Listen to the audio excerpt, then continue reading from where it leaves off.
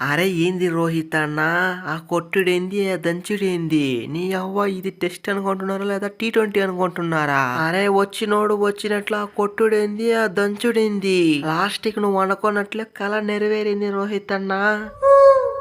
అరే లేకపోతే ఏంటి షకీబు, మీతో మ్యాచ్ గెలవాలని ఫిక్స్ అయ్యింటిమి. ఇప్పుడు మ్యాచ్ గెలవకపోతే ఎలా? అందుకే వచ్చిన వాళ్ళని వచ్చినట్లు దంచి కొట్టమని చెప్పా. ఎలా ఉంది మా ఆట? అట్లుంటుంది ఇండియా అంటే మరి. అరే ఏమనడమో ఏంటో రోహిత్ అన్న, మీ జైస్వాల్ గడైతే మరీ దారుణం అయిపోయినాడు. వాడు రెడ్ బాల్ చూసి వైట్ బాల్ అనుకున్నాడేమో గానీ ప్రతి మ్యాచ్ లో దంచి కొడతా ఉన్నాడు.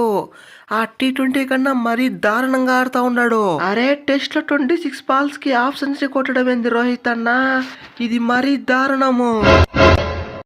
అరే పానీపూరినా మజాకా? పానీపూరితో అలా ఉంటుంది మరి. ఫస్ట్ మ్యాచ్లో హాఫ్ సెంచరీ, సెకండ్ మ్యాచ్లో హాఫ్ సెంచరీ. ఎలాగైనా హాఫ్ సెంచరీ కొట్టే సత్తా ఈ పానీపూరికే ఉంటుంది. మనము ఒక హాఫ్ సెంచరీ కొట్టాలంటే ఒక ప్లేట్ పానీపూరి తిన్నట్టు సమానము. పానీపూరి స్టార్ జైస్వాల్ అంటారా బాబు. ఇందు అస్పిన్ లేకపోతే మ్యాచ్ లేదు. మ్యాచ్ గెలవాలంటే కారణం అస్పిన్.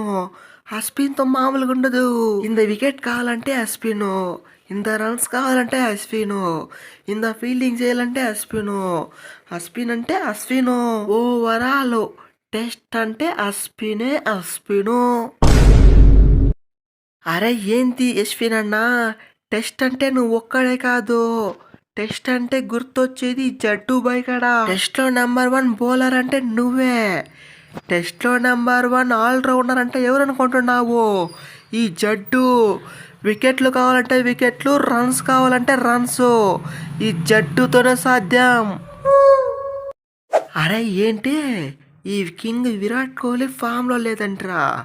ఇప్పుడు చూసారు కదా, ఫస్ట్ ఇన్నింగ్స్లో ఏమో హాఫ్ సెంచరీ, సెకండ్ ఇన్నింగ్స్లో ఏమో ఫినిష్ చేసా. అట్లుంటుంది కింగ్ కోహ్లీ అంటే.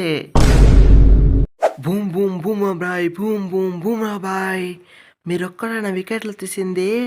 ఈ బూమ్ బూమ్ బూమ్రా ఎట్లాంటి వికెట్లు తీసాడు? అరే ప్రతి ఇన్నింగ్స్ లోనో మంది 3 వికెట్ల పైనే ఉంటుంది. ఈ బూమ్రాతో మామూలుగా ఉండదు. అది ఫ్రెండ్స్ వీడియో నచ్చితే వీడియోని గట్టిగా లైక్ చేయండి. అలాగే మన ఛానల్ సబ్స్క్రైబ్ చేసుకోండి. అలాగే వీడియో ఏ విధంగా ఉందో కామెంట్ చేయడం మాత్రం మర్చిపోకు గురు.